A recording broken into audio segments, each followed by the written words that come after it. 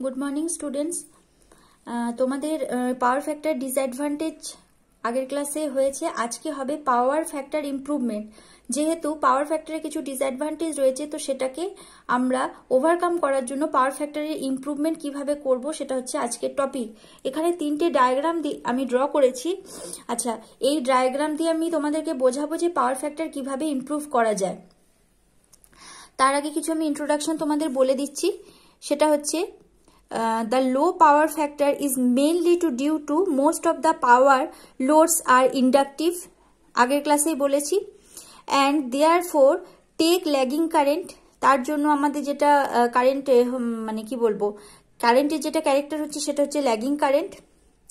In order to improve the power factor, some device taking leading power factor should be connected leading power should be connected in parallel with the load। এর জন্য একটা leading পাওয়ারের জন্য কোনো একটা equipment আমাদেরকে প্যারালালে connect করতে হয়, সেটা এখানে আমি ডিসকাস করব। One of such device can be capacitor, তার মধ্যে একটা ডিভাইস হলো capacitor. The capacitor draws A leading current and partly or completely neutralize the lagging reactive component। আচ্ছা, the capacitor draw a leading current, capacitor যেটা draw করে সেটা হচ্ছে leading current, and partly or completely neutralise মানে পুরোপুরিভাবে অথবা partly neutralise করছে the lagging reactive component of load current.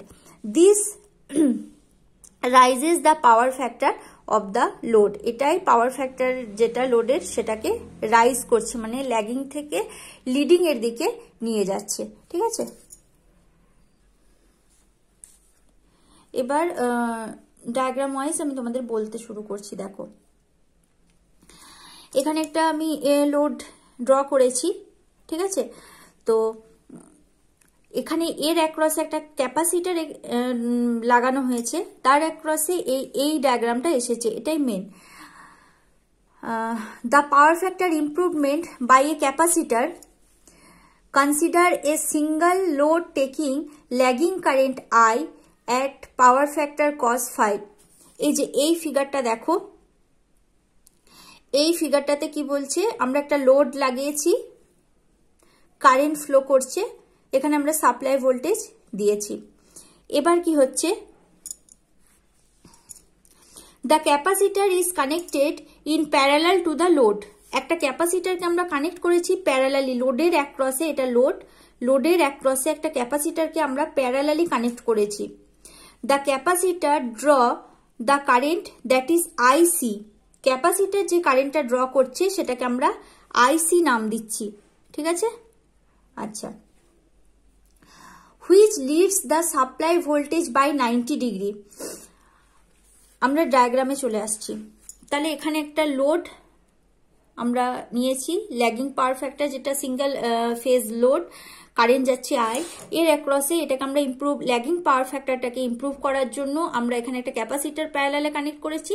ক্যাপাসিটারের অ্যাক্রসে যে কারেন্টটা ফ্লো করছে সেটা হচ্ছে আইসি, আই মানে হচ্ছে কারেন্ট, সি সাফিক্স যেহেতু ক্যাপাসিটারের মধ্যে দিয়ে কারেন্টটা ফ্লো করছে। এবার আমরা রেজাল্টেন্ট, এই যে রেজাল্টটা এখানে চলে আসছি। The capacitor C is connected with parallel with the load, IC current flow করছে। আচ্ছা,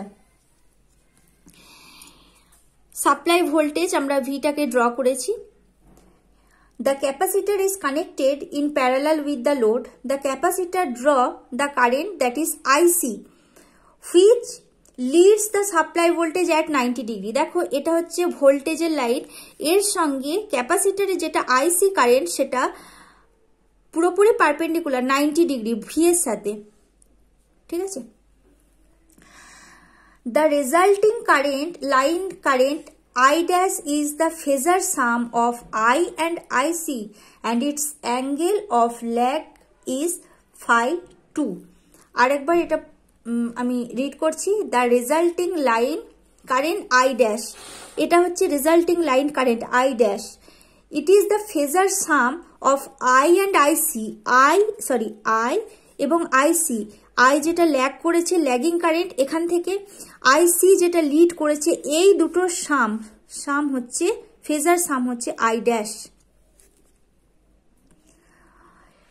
আই ড্যাশ এর অ্যাক্রসে যে আমাদের কি বলবো অ্যাঙ্গেলটা তৈরি হয়েছে সেটা হচ্ছে phi 2, দিস ওয়ান।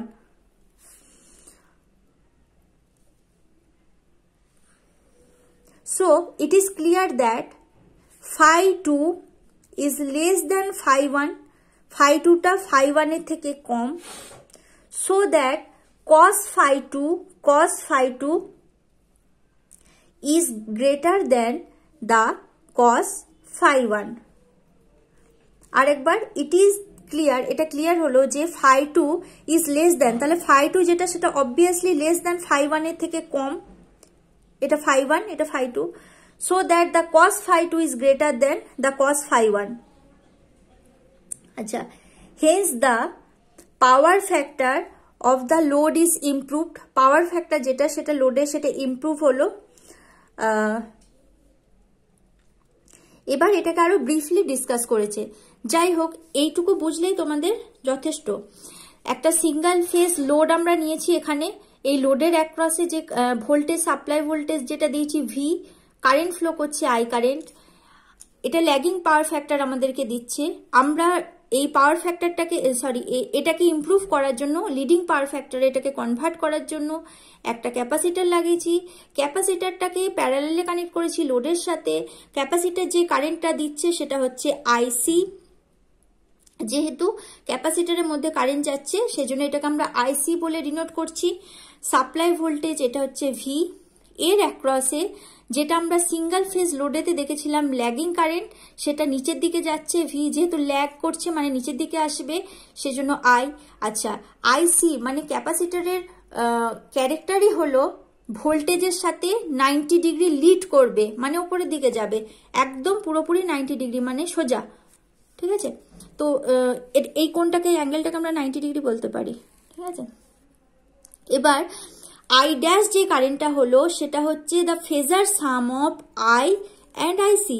আই মানে ল্যাগিং কারেন্ট যেটা, আর আইসি মানে হচ্ছে লিডিং কারেন্ট। তো এই দুটোকে আমরা মানে যোগফল হচ্ছে আই ড্যাশ। তাহলে এখানে যে phi 2 কারেন্ট আমরা phi 2 অ্যাঙ্গেলটা পাচ্ছি সেটা অবশ্যই phi 1 এর থেকে ছোট, phi 2 phi 1 এর থেকে ছোট, আর cos phi 2 is greater than cos phi 1।